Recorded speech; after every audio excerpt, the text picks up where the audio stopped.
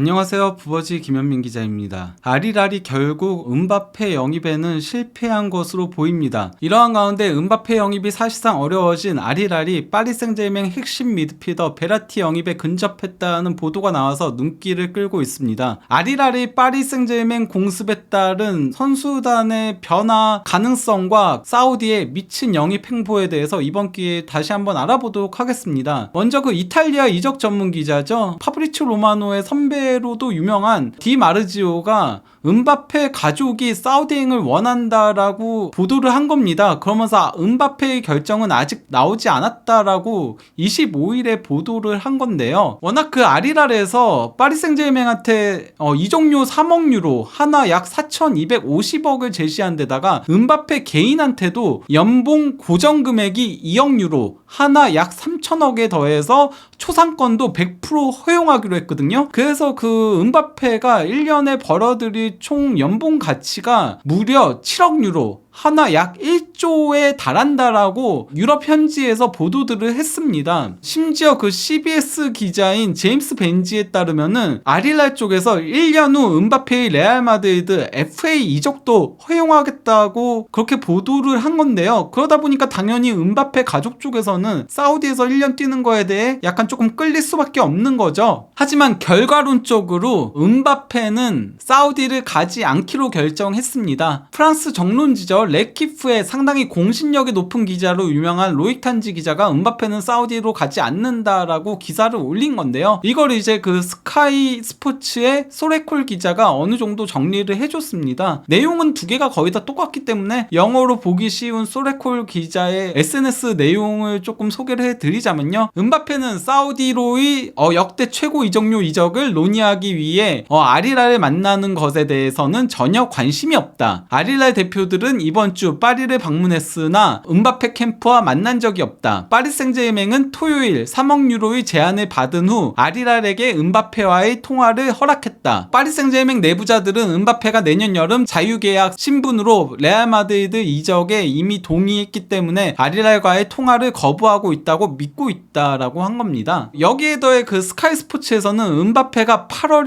1일까지만 버티면은 파리 생제르맹으로부터 로얄티 보너스 6천만 유로, 하나 약 850억을 받는다라고 보도를 했고요. 즉 음바페 입장에서는 8월 1일까지는 더더욱 남아야 하는 거죠. 여기에 더해서 카타르 쪽에서 이제 음바페가 잔류할 경우에 벤치에 앉혀두겠다. 그리고 또 이제 챔피언스리그 명단에서도 제외하겠다. 이렇게 지금 협박을 하고 있는 중이라고 보도들을 저희가 이전에 소개를 시켜드렸잖아요. 근데 레키프에서는 음바페가 9월 1일 이후에도 선수단에서 제외된 상태로 남아있을 경우 파리 생제르맹을 고소할 수 있는 기회가 주어진다라고 합니다. 그러면은 구단은 고용주의 잘못으로 계약을 위반하는 등 여러 가지 제재에 노출될 수 있다라고 했는데요. 여기에 더해 그 프랑스 프로축구 선수 협회에서도 음바페한테 만약에 파리 생제르맹 쪽에서 제재를 가할 경우에는 단체적으로 여기에 항의하고 나서겠다라고 공식 성명문을 낸 바 있죠. 음바페 영입이 사실상 실패로 돌아간 아리랄은 곧바로 오피셜로 제니트의 에이스 말콤 영입을 확정지었습니다.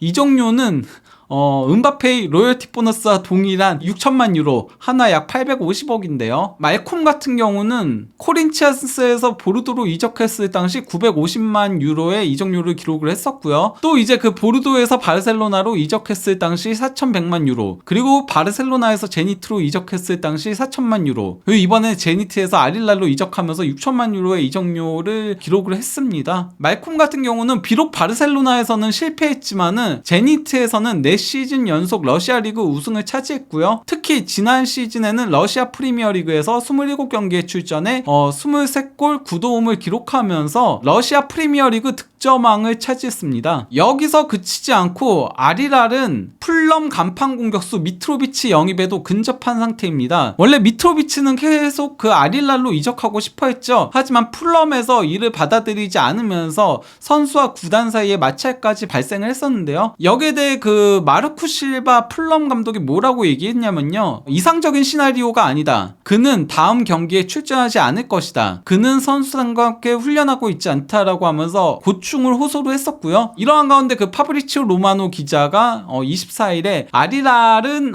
미토비치와 계약 조건에 동의를 했고 아리랄과 풀럼의 미토비치 이적이 합의에 도달하기 직전이라고 알려져 있다라고 합니다. 선수는 이적을 원하고 클럽들은 2번의 입찰이 거절된 후 현재 이적 협상에 합의를 본 상태다. 그러면서 이적료로 5,500만 유로가 추정되고 있는데요. 그리고 이제 풀럼은 미토비치의 이적에 대비해 울버햄튼 공격수 라울 히메네스와 계약할 것이다 라고 한 겁니다. 여기서 그치지 않고 아리랄은 파리 생제르맹 핵심 미드필더 베라티 영입에 나섰습니다.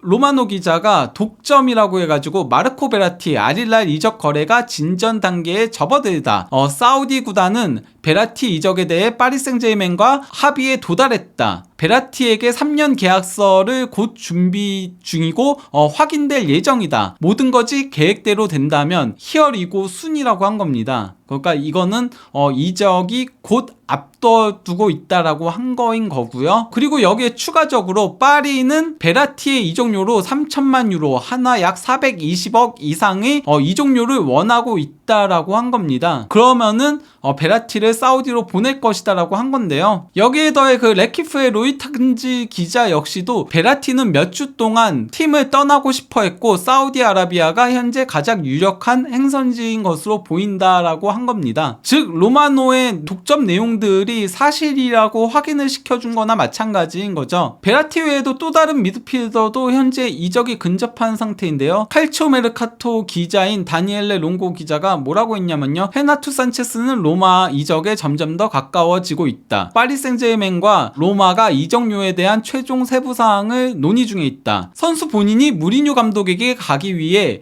이 이적을 밀어붙이고 있다라고 한 겁니다. 베라티와 이제 헤나투 산체스가 동시에 팀을 떠나게 된다면은 파리도 이제 중원의 선수 숫자가 다소 부족하게 되는데요. 최전방 공격수는 음바페가 남는다면 그냥 음바페가 뛰게 될 가능성이 높죠. 물론 파리 쪽에서 강경 대응에 나선다라고 하더라도 음바페를 벤치에 앉힐 만한 그런 명분이 없게 되는 거거든요. 거기다가 음바페가 프랑스 선수다 보니까 유로 2024와 2024년 파리 올림픽도 앞두고 있는데 음바페 벤치에 앉히면은 프랑스에서 다 들고 일어나겠죠. 음바페가 남는다면은 음바페 주전에 에키티케가 이제 백업을 설 걸로 보이고요. 그리고 또 이제 왼쪽 윙은 네이마르가 주전으로 기본적으로 나서겠죠. 그리고 상황에 따라서 음바페가 왼쪽에서 뛰기도 하고 또 이제 영입할 가능성도 있고 아니면은 가르비가 뛸 가능성도 있는데 가르비는 저는 임대를 가는 게 맞지 않나 싶긴 하고요. 그리고 또 이제 오른쪽에는 기본적으로 이강인 주전에 아센시오가 백업을 설 걸로 보이긴 하는데요. 만약에 베실바가 영입된다면은 또 이제 베실바가 오른쪽 윙포워드로 뛸 수 있게 되겠죠. 어쨌건 오른쪽은 기본적으로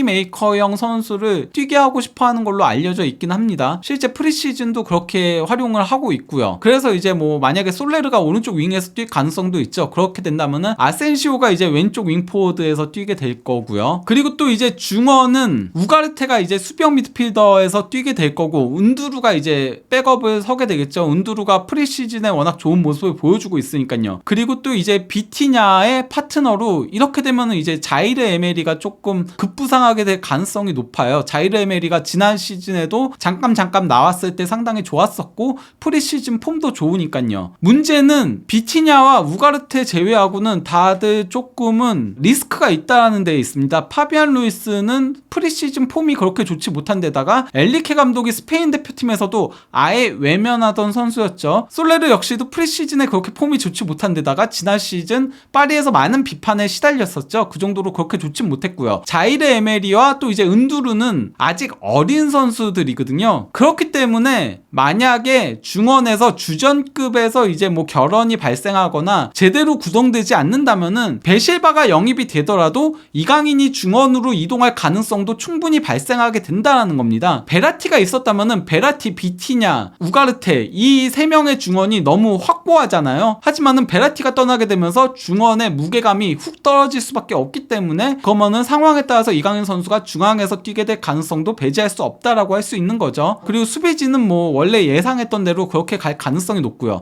리카 에르난데스가 왼쪽 풀백에 나설 걸로 보이면서 백스리 빌드업을 가져가겠죠. 리카가 3백처럼 움직이면서 하키미는 오른쪽 윙처럼 올라가는 형태가 될 거고요. 근데 이제 뭐 하키미가 이제 결장을 하거나 리카 에르난데스가 결장을 할 시에는 그러면 이제 멘데스가 왼쪽 풀백으로 서면서 멘데스가 공격적으로 올라가고 그렇게 되면은 이제 오른쪽에는 센터백도 볼 수 있는 무키엘레가 서면서 3백 빌드업을 가져가게 되겠죠. 그럴 경우에는 또 이제 이강인이나 베실바가 영입이 된다면 베실바 같은 선수들이 왼쪽에서 이제 플레이메이커 역할을 서게 되면서 오른쪽에서는 윙포워드 성향의 선수가 뛰게 될 가능성이 높습니다. 어쨌건 현재까지 아리랄의 이적 현황은 화려하기 그지없습니다. 후백 네베스를 시작으로 밀린코비치 사비치, 칼리드 쿨리발리에 이어서 말콤까지 영입을 한 상태인 건데요. 이들을 총 영입하는데 1억 7,800만 유로의 이적료 지출을 기록을 했습니다. 여기에 더해 미트로비치와 베라티도 현재 이적 협상 중에 있고 상당히 근접하다라고 보도들이 나오고 있는데요. 만약에 베라티까지 가세하게 된다면은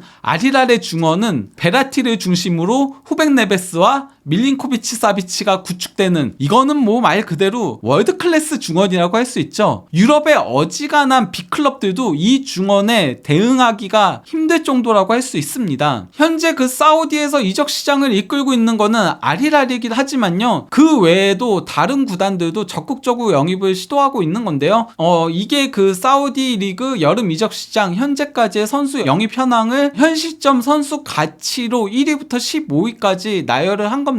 밀린코비치 사비치와 네베스가 아릴랄로 갔고요. 그 랑스의 핵심 수비형 미드필더였죠. 랑스가 지난 시즌 프랑스 리그왕 2위를 차지했는데 거기에 있어서 핵심적인 역할을 했었던 세코 포파나가 이제 알 나스루로 이적을 했고요. 말콤이 이제 아릴랄로 이적을 했고, 또 이제 그 지난해 발롱도르 수상자인 카림 벤제마가 알 이티하드로 이적을 했고요. 그리고 또 이제 크로아티아 핵심 수비형 미드필더 그 인테르에서 뛰었던 브로조비치가 알 나스루로 이적을 했고요. 또 이제 그 리버풀 공격수인 피르미누가 알 아흘리로 이적을 했고요. 그리고 첼시 센터백인 쿨리발리가 알 힐랄로, 그리고 첼시의 핵심 수비형 미드필더였던 은골로 칸테가 알 이티하드로, 그리고 셀틱의 에이스였던 조타가 알 이티하드로 이적을 했고요. 그리고 첼시 골키퍼인 에두아르 멘디가 알 아흘리로 이적을 했고요. 그리고 또 이제 리옹 공격수인 무사 덴벨레가 알 에티파크로 이적을 했고요. 그리고 맨유 소속으로 지난 시즌 세비야에서 임대로 뛰었던 알렉스 텔레스가 알 나스루로 이적을 했고요. 콜롬비아 대표팀 수비형 미드필더이자 원래는 아리랄에서 수비형 미드필더로 뛰었던 구스타포 쿠엘라르가 네베스하고 밀린코비치 사비치한테 밀려서 알샤바브로 이적을 했고요. 그리고 이제 오랜 기간 벨기에 대표팀에서 센터백으로 뛰었던 제이슨 디나이어가, 이 선수는 지난 시즌까지는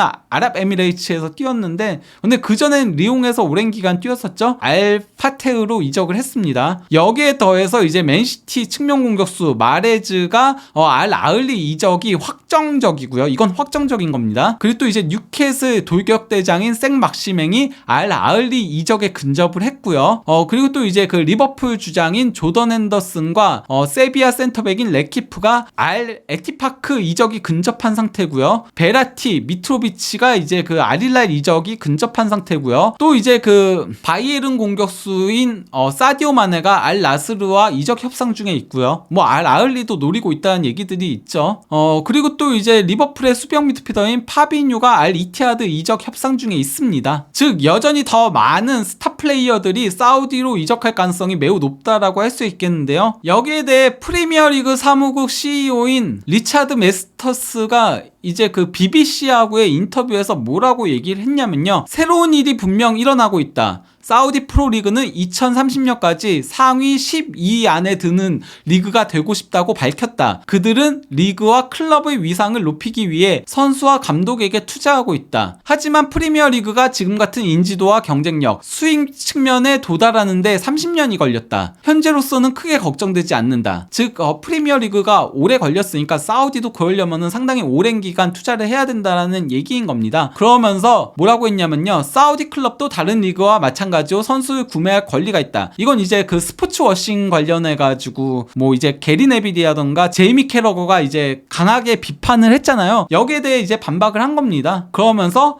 다만 프리미어리그는 연간 60억 파운드, 하나 약 10조의 수익을 내고 있고 그 수익은 축구를 위해 재투자되고 있다. 모든 좋은 대회들은 이를 뒷받침할 수 있는 수익원이 있어야 한다라고 한 겁니다. 이게 사우디와 프리미어리그, 사우디와 다른 빅리그의 차이점이라고 얘기를 한 거죠. 언제까지 그 밑빠진 독에 물을 부을 수는 없다라는 얘기인 거예요. 수익원이 있어야지 그걸로 재투자되면서 건전하게 장기간 리그가 발전할 수 있다라는 소리인 거죠. 사우디는 현재로서는 재투자가 될 수는 없는 거니까 말 그대로 본인들의 자금력을 그대로 쏟아붓고 있는 거니까 그걸로는 한계가 있다라고 얘기한 겁니다. 어쨌건 그 사우디가 이적 시장에 큰 손으로 등장을 하면서 파리의 선수단에도 많은 지갑 변동을 일으키고 있는 중입니다. 파리의 새 시즌 선수단 구성이 어떻게 될지, 그리고 또 이제 사우디 리그는 얼마나 많은 스타들을 더 추가적으로 보강하게 될 수 있을지 한준 TV를 통해 확인하시기 바랍니다. 감사합니다.